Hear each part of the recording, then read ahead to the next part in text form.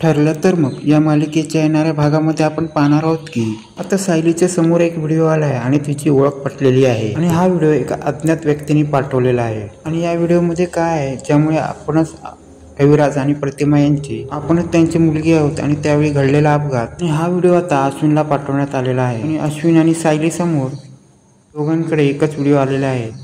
हा व्हिडिओ पाहिल्यानंतर नक्की काय होते ते या आजच्या भागात पाहू। इकडे चेतन सांगत असतो की 18 गाठोडे आले आणि 2 गाठोडे आश्रमात राहिलेली असती तर आणि ह्याचा विचार करत दोघं पण कुसुमताईला पुन्हा एकदा भेटण्यासाठी आश्रमात येतात। इथे आश्रमात आल्यानंतर दोघं कुसुमला बोलतात की इथे तर तुम्ही 20 गाठोडे बोलवतात पण हे 18 गाठोडे आलेत, मग 2 गाठोडे कुठे गेलेत? तेव्हा कुसुम बोलायला लागते की 18 गाठोडे हे कसं शक्य आहे, 2 गाठोडे कुठे गेले म्हणजे काहीतरी गडबड आहे। तेव्हा चेतन सांगतो की काही गडबड नाही कारण की त्यांच्याकडे 18 गाठोडेच आहेत। तेव्हा कुसुम बोलते की एवढं सामान आहे ना, इथेच कुठेतरी गाठोडे असेल, तुम्ही काय करा इकडे कुठेतरी शोधा जेणेकरून ते 2 गाठोडी मिळाली पाहिजेत आणि हे 2 गाठोडी हे दोघांची नेमकी कशावरून म्हणजे काहीतरी गडबड आहे आणि या सगळ्याचं प्रश्नाचं उत्तर म्हणजे दोघंच देऊ शकतात, म्हणजे मधुभाऊ आणि काका काकू आणि ते या आश्रमाचे सिनियर होते, म्हणजे बऱ्याचशा गोष्टी त्यांना माहीत असतील, म्हणजे त्यांना आपण विचारलं तर बरं होईल। तेव्हा अर्जुन बोलतो मी आश्रमात जाऊन काका काकूंची भेट घेतो। तेव्हा कुसुम बोलायला लागते की ते लवकरच इथे येतील पण अजून ते निघाले नाहीत आणि त्याच टायमाला अर्जुन तिथून निघतो आणि तिथे कुसुमला त्याच टायमाला एक कॉल येतो डॉक्टरांचा आणि डॉक्टर बोलायला लागतात की मधुभाऊनी हालचाल केलेली आहे। त्याच टायमाला अर्जुन तिकडून निघून जातो। तेव्हा इथे कुसुम विचार करते की अर्जुन जर मधुभाऊंकडे गेला तर काहीतरी त्यांच्याकडनं माहिती मिळू शकते।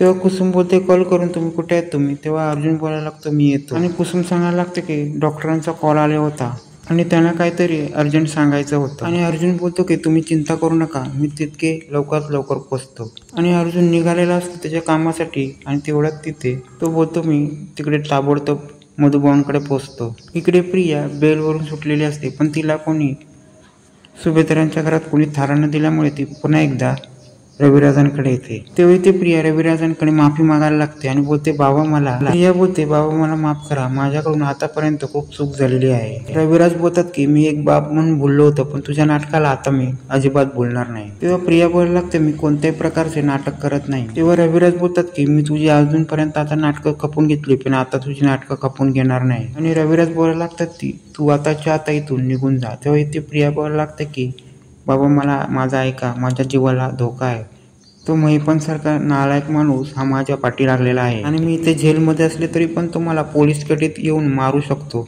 आणि मी जेलमध्ये असताना। तेव्हा रविराज बोलतात की मला ह्याच्याशी काही देणं घेणं नाही आहे आणि ह्याच्या अगोदर तू जर खरं बोलली असती तर काही बिघडलं नसतं, पण आता तुझ्या जे काय मी आहे ते तुझ्याबद्दल मी काहीच विश्वास ठेवू शकत नाही, तुझ्यावर मी काहीच विश्वास ठेवू शकत नाही। तेव्हा प्रिया बोलायला लागते की त्यांनी मला धमकी दिली होती की तुझ्या आई बाबांना मी मारून टाकेल, म्हणून मी त्यांच्या बाजूने राहिले आणि मी साक्षीच्याच बाजूने पुढे जाऊन साक्ष दिली। तर इथे रविराज सांगायला लागतात की तू अगोदर मला सांगितलं असतंस तर त्यावेळी तू ह्या गोष्टी सांगितल्यास तर आम्ही विश्वास ठेवला असता, पण तू आता नंतर पकडली गेलीस आणि आता तू जेलमधून आल्यानंतर हे आम्हाला सांगतेस आणि तुझ्यावर आम्ही कुठलाही विश्वास ठेवणार नाही आणि तू इकडे आताच्या आता इथून निघून जा। तेव्हा प्रिया बोलायला लागते महिपन शिकरीने मला मारला तर तुम्हाला चालेल का बाबा? तेव्हा ते रविराज बोलायला लागतात महिपन शिकरे तुला काहीच करू शकणार नाही आणि मुळातच तू त्यांची माणूस आहे ना, त्यामुळे ते तुला काय करणार। पण इथे कपटी प्रिया समजवायचा प्रयत्न करत असते की माझ्या जीवाला धोका आहे असे तसे, पण रविराज इथे तिचे प्रियाचं काहीच मुळं ऐकत नाही। प्रियाचा इथे नाईविलाज होतो आणि त्याच टायमाला इथे नागराज येतो आणि तो बोलायला लागतो की तन्वी तू सगळं खोटं बोललीस आणि तू बाहेर पडलीस। तेव्हा रविराज म्हणतात म्हणजे त्यावेळी ते नागराज सांगायला लागतो हिने त्या रात्री महिपन शिकरेला कॉल करून बोलवून घेतलं होतं आणि हिने सांगितलं होतं की महिपन शिकरेला कॉल करून की हिंमत असेल तर ये।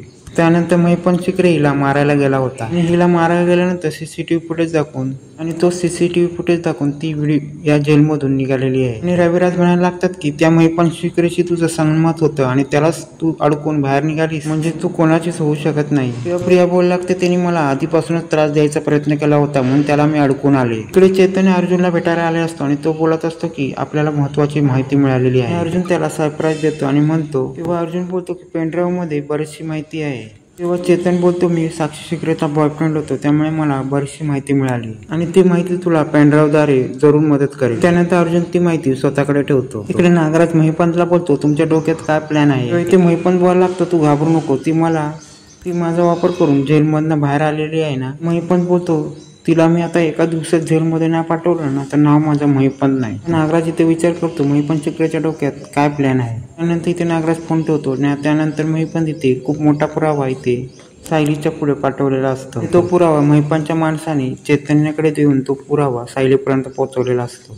त्यानंतर इथे दुसऱ्या दिवशी अर्जुन इथे हॉस्पिटलमध्ये आलेला असतो आणि इथे त्यांना डॉक्टरांनी सांगितलं असतं की ते मधुभाऊने हालचाल केली होती आणि त्यांना काहीतरी सांगायचं होतं. तुम्ही येईपर्यंत त्यांची शुद्ध हरपली आणि त्याच्या अगोदर मी सगळं रेकॉर्ड करून ठेवलं आहे. त्यांनी सांगितले की ही गोष्ट त्यांच्या मुलीपर्यंत पोहोचणं गरजेचे आहे. तेव्हा अर्जुन बोलतो की कुठे येतो व्हिडिओ. इथे महिपंतचा व्हिडिओ आणि मधुभाऊनी रेकॉर्ड केलेला जो व्हिडिओ आता सायलीपर्यंत पोहोचणार असतो त्यामुळे खूप मोठा उलगडा होणार असतो. तेव्हा अर्जुन बोलायला लागतो की तो व्हिडिओ तुम्ही पाठवाल का. तेव्हा इथे डॉक्टर बोलायला लागतात तो मी तुम्हाला व्हिडिओ ट्रान्सफर करतो. त्यानंतर डॉक्टर तो व्हिडिओ ट्रान्सफर करतात. तेव्हा इथे अर्जुन कुसुमला फोन करून सांगतो की मधुभाऊंनी काहीतरी सांगितले आणि तो डॉक्टरांनी व्हिडिओ रेकॉर्ड केलेला आहे आणि तो व्हिडिओ मला डॉक्टरांनी ट्रान्सफर केलेला आहे आणि तो व्हिडिओ तुम्हाला पण पाठवणार आहे. तेव्हा इथे कुसुमताई सांगायला लागते की मधुभाऊ शुद्धीवर आले होते. तेव्हा इथे अर्जुन सांगायला लागतो मी जाईपर्यंत ते कोमामध्ये गेले. तेव्हा इथे कुसुम सांगायला लागते तो बघा लवकरात लवकर तो व्हिडिओ मधुभाऊ काय बोलतायत आणि तो व्हिडिओ मला पण लवकरात लवकर पाठवा. इकडे सुमन रविराजांना सांगत असते की मी तुम्हाला काहीतरी सत्य सांगणार आहे. तेव्हा रविराज बोलतात कुठलं सत्य आहे. तेव्हा इथे सुमन बोलायला लागते मी तुम्हाला असं काय सांगणार आहे ना ते मी ते तुम्हाला सांगू शकले नव्हते. ते आणि महिपंत चिकरे यांची खूप जवळीक आहे आणि ते महिपंत चिकरेला रोज जाऊन भेटतात. रविराज बोलायला लागतात की काय एकीकडे ही मुलगी मला धोका देते आणि तिकडे आता माझा भाऊ पण मला धोका द्यायला लागला. तेव्हा रविराज बोलायला लागतो महिपंत चिकरे आहे तरी कोण. तो माझ्या माणसांना का असा हे करतो. ही गोष्ट सुमन तुम्हाला अगोदर का ना सांगितली. तेव्हा सुमन बोलायला लागते माझ्या जीवाला धोका होता त्यांनी मला जीवे मारण्याची धमकी दिली होती. तेव्हा इथे प्रतिमा सांगायला लागते की मला बरेच दिवस कळलंय की तुझ्या मनात काहीतरी आहे आणि तू आम्हाला काहीतरी सांगण्याचा प्रयत्न करत होतीस. ही तीच गोष्ट आहे काय. तेव्हा इथे सुमन बोलायला लागते की सुमन सांगायला लागते ही तीच गोष्ट आहे. तेव्हा इथे प्रतिमा रविराजांना बोलायला लागते की मला कळलं होतं की सुमन काहीतरी आपल्यापासून लपवत आहे. तेव्हा इथे रविराज बोलायला लागतात की त्या नागराजला मी आता सोडणार नाही कारण की आता त्यांनी भरपूर चुका केल्या. आता मी आता त्याच्या चुका मी भाव म्हणून भरपूर मी चुका मान्य केल्या पण आता मी त्याच्या चुक्या मान्य करणार नाही. सायलीकडे 2 व्हिडिओ आलेले असतात. एक चैतन्य दिले असतो आणि एक महिपंतने आणि ह्या व्हिडिओमध्ये खूप मोठं सत्य असतं. त्या व्हिडिओमध्ये इथे प्रिया ही गाठोड्यांची अदलाबदली करत असते आणि जेव्हा ही प्रिया गाठोड्याचा अदलाबदली करत असते तेव्हा तिला कळतं की या प्रियाला खोटा तन्वी बनवायचं काम केलं जात असतं. आणि दुसरा व्हिडिओ हा मधुभाऊंचा असतो आणि त्याच्यामध्ये मधुभाऊ शुद्धीवर आलेले असतात आणि ते सांगत असतात की साऊ बाळा तुझे आई वडील कोण आहेत ते मला कळलं आहेत आणि तुझे आई वडील हे रविराज आणि प्रतिमा हे दोघं आहेत. आणि तन्वी नाही आणि तन्वी ही खोटारडी तन्वी आणि ती प्रिया आहे. ह्याच कारणामुळे मला नागराजनी मारलं होतं. आणि हा व्हिडिओ पाहून आता सायलीच्या पायाखालची जमीन सरकलेली असते आणि आता सायलीच्या समोर एका वेळी 2 पुरावे आलेले आहेत. आणि पहिल्या व्हिडिओमध्ये प्रिया गाठोडीला पोहते आणि दुसऱ्या व्हिडिओमध्ये रविराज हे सायलीच खरी तन्वी आहे आणि हे तिचे आई वडील हे रविराज आणि प्रतिमा हे ते सांगत होते.